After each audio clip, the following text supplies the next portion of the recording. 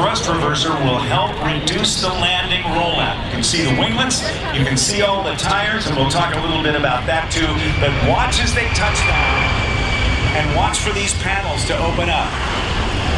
There come the panels, and this is about as much noise as this airplane is ever going to make.